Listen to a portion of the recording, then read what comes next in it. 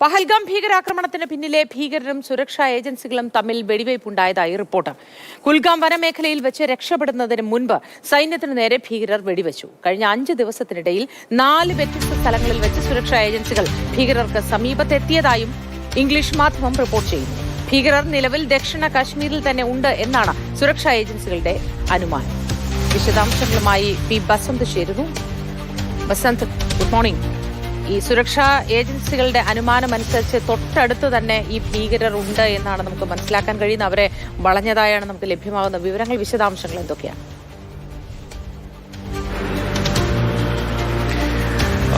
ഭീകി 21-ന് 26 വിനോദസഞ്ചാരികളെ വെടിവെച്ചു കൊന്ന ഭീകരർക്കടുത്തേക്ക് സുരക്ഷാ സേന എത്തുന്നു എന്നുള്ള വിവരമാണ് ഇപ്പോൾ ലഭിക്കുന്നത്. അതായത് കഴിഞ്ഞ ഇത്രയും ദിവസത്തിനുള്ള വൻ സുരക്ഷാ തെരച്ചിലിനിടയിൽ 4 തവണ ഇവരുടെ അടുത്ത് എത്തിയിട്ടുണ്ട്. പക്ഷേ ഈ ബൈസാരൻ താഴ്വരയ്ക്ക് സമീപമുള്ള നിബിഡ വനത്തിൻ്റെ രക്ഷയാണ് ഇപ്പോൾ ഈ ഭീകരർക്ക് ലഭിക്കുന്നത്.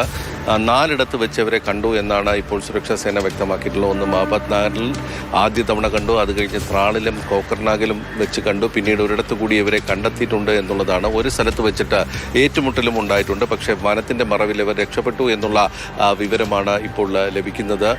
പക്ഷേ സുരക്ഷാ സേന പറയുന്നത് ഏതാനും ദിവസങ്ങൾക്കുള്ളിൽ ഇവരെ പിടിച്ചു എടുക്കാൻ കഴിയും എന്നുള്ളൊരു സൂചനയാണ്. അതായത് ഇവർക്ക് ഭക്ഷണത്തിൻ്റെയും മറ്റുമൊക്കെ പ്രശ്നമുണ്ട്. അപ്പോൾ ഭക്ഷണത്തിനായി ഇവർ ഗ്രാമങ്ങളിലേക്ക് കയറാനുള്ളൊരു സാധ്യത സുരക്ഷാ സേന തള്ളിക്കളയുന്നില്ല. അങ്ങനെയാണെങ്കിൽ അവിടെ വെച്ച് ഇവരെ പിടിക്കാൻ കഴിയുമെന്നുള്ളതാണ്. ഇത്രയും ദിവസത്തിനുള്ളിൽ ഒരു ഗ്രാമത്തിലേക്ക് ഇവർ ഭക്ഷണത്തിനായി കയറുകയും രാത്രി അവിടെ ഒരു വീട്ടിലെ അത്താഴവുമായി ഇവർ ഓടിക്കളഞ്ഞു എന്നുള്ള ഒരു വിവരവും കൂടി പുറത്തു വരുന്നു. പക്ഷേ സുരക്ഷാ സേന എത്തിയപ്പോഴത്തേക്കും ഇവർ രക്ഷപ്പെട്ട് കഴിഞ്ഞിരുന്നു എന്നുള്ളതാണ് സേന നൽകുന്ന വിവരം.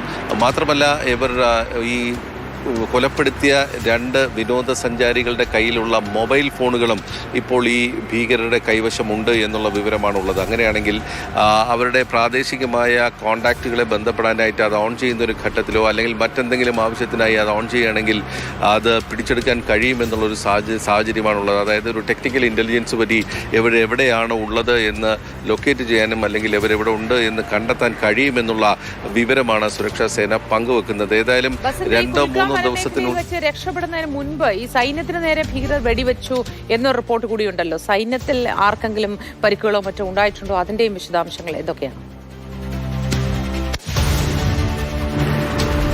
ഈ 4 കണ്ടതിൽ ഒരിടത്ത് വെച്ചിട്ടാണ് ഏറ്റുമുട്ടലുണ്ടായത്. അത് കുൽഗാമിലായിരുന്നു. കുൽഗാമിലെ ഏറ്റുമുട്ടലിനിടയിൽ ആർക്കും പരിക്കേറ്റതായിട്ടുള്ള റിപ്പോർട്ടൊന്നും സേന ഔദ്യോഗികമായി പങ്കുവച്ചിട്ടില്ല. പക്ഷേ ഈ ബൈസാരൻ താഴ്വരയുടെ പിൻവശം വലിയ കാടുകളാണ്, അതായത് നിബിഡ വനമാണുള്ളത്. അപ്പോൾ അതിൻ്റെ മറവിൽ ഈ ഭാഗത്തേക്ക് ഇവർ രക്ഷപ്പെട്ടിട്ടുണ്ടാകുമെന്നുള്ള ഒന്ന് മഞ്ഞ് വീഴ്ച ഇപ്പോഴില്ലാത്തൊരു സാഹചര്യമുണ്ട്. അപ്പോൾ അങ്ങനെയാണെങ്കിൽ ഈ വനത്തിൻ്റെ മറവിൽ ഇവർക്ക് രക്ഷപ്പെട്ട് പോകാനുള്ളൊരു സാധ്യതയുണ്ട്. അതായത് ജമ്മു മേഖലയിലേക്ക് കടക്കാനുള്ളൊരു സാഹചര്യമാണ് ഇവരിപ്പോൾ നോക്കുന്നത്. അതായത് ജമ്മു വഴി രക്ഷപ്പെട്ടു പോകാൻ കഴിയുമോ എന്നുള്ളതാണ്.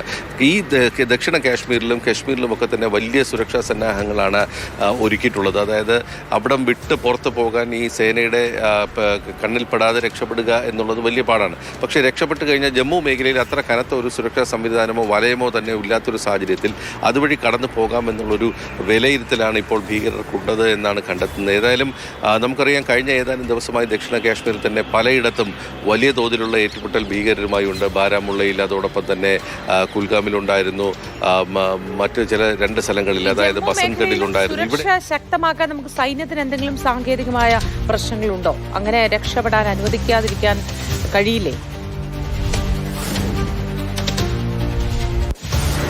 ഈ 2 മേഖലയിലാണ്, ജമ്മുവും കാശ്മീരുമാണുള്ളത്. ജമ്മു മേഖലയിൽ പണ്ട് പോലെ തന്നെ അത്ര വലിയൊരു സുരക്ഷാ സംവിധാനം തന്നെ ഇല്ലാത്തൊരു സാഹചര്യമാണ് ഉണ്ട്. പക്ഷേ കാശ്മീരിലുള്ള പോലെ ഒരു വലിയ സേനയുടെ വിന്യാസമോ അല്ലെങ്കിൽ അതിനനുസരിച്ചിട്ടുള്ള സംവിധാനങ്ങളോ ഒന്നും തന്നെ ജമ്മു മേഖലയിലില്ല. പക്ഷേ പിന്നെ ഒരു അതിർത്തി സംസ്ഥാനം എന്നുള്ള നിലയിൽ വേണ്ട എല്ലാ ഒരുക്കങ്ങളുമുണ്ട്. പക്ഷേ വലിയ തോതിലുള്ള ഒരു സംവിധാനം ആ ഭാഗത്തില്ലാത്തത്, അത് മുതലെടുക്കാനുള്ള ശ്രമമാണ് ഇപ്പോൾ ഭീകരർ ശ്രമിക്കുന്നത് എന്നാണ്. കഴിഞ്ഞ ദിവസം വന്ന റിപ്പോർട്ടെന്ന് പറയുന്നത് ബൈസരൻ വഴിയിൽ നിന്നും പീർപാഞ്ചാൽ മലനിരകൾ വഴി അവർ ഉണ്ടാവാമെന്നുള്ളതാണ്.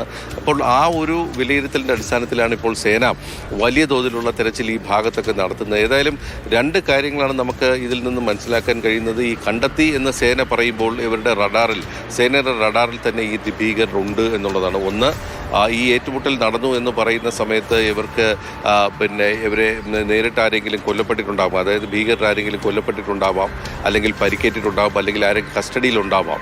അപ്പോൾ ഇവരിൽ നിന്നും വിവരങ്ങൾ ലഭിക്കുന്നതിൻ്റെ ഒരു സാഹചര്യമുണ്ട്, ഇവരുടെ പ്രാദേശിക കോൺടാക്റ്റുകൾ. അപ്പോൾ അതിനുള്ള സമയമെടുക്കലാവാം ചിലപ്പോൾ. അല്ലെങ്കിൽ ഈ പറയുന്ന പോലെ ഇവർ വളഞ്ഞു വെച്ചിട്ടുണ്ടാവാം. വലിയ തോതിൽ ഈ വനത്തിൻ്റെ മറവിൽ ഇവർ നിൽക്കുന്നുവെങ്കിലും സേന ഇവരുടെ അടുത്തേക്ക് എത്തുന്നു എന്നുള്ളൊരു സൂചനയാണ് ഇത്തരത്തിലുള്ള വിവരങ്ങൾ പുറത്തു വരുന്നത്. അതായത് സേന തന്നെ പറയുന്ന ഒരു കാര്യങ്ങൾ, ഞങ്ങൾ അവരെ കണ്ടെത്തി കഴിഞ്ഞു എന്നുള്ളത്. അപ്പോൾ അങ്ങനെയാണെങ്കിൽ ഇനി ഏതാനും മണിക്കൂറുകൾക്കുള്ളിലോ അല്ലെങ്കിൽ ദിവസങ്ങൾക്കുള്ളിലോ ഇവരെ കണ്ടെത്തി അല്ലെങ്കിൽ ഏറ്റുമുട്ടൽ നടക്കുന്നു എന്നുള്ള, അല്ലെങ്കിൽ ഇവരെ പിടിച്ചെടുത്തോ കൊല്ലുകയോ ചെയ്തു എന്നുള്ള വാർത്തകളും ഇപ്പോൾ പുറത്തു വരാനുള്ള സാധ്യതയാണുള്ളത്. ഏതായാലും കണ്ടെത്തി എന്നുള്ളത് തന്നെ, അല്ലെങ്കിൽ സുരക്ഷാ സേനയുടെ കൃത്യമായ വലയത്തിൽ ഈ ഭീകരർ ഉണ്ട് എന്നുള്ളത് തന്നെ ഇതുമായി ബന്ധപ്പെട്ട, അല്ലെങ്കിൽ പഹൽഗാം ഭീകരാക്രമണ സംഭവവുമായി ബന്ധപ്പെട്ട, അതുമായി ബന്ധപ്പെട്ട ഭീകരവിരുദ്ധ പ്രവർത്തനങ്ങൾക്ക് വലിയ വിശ്വാസം നൽകുന്ന ഒന്നാണ്.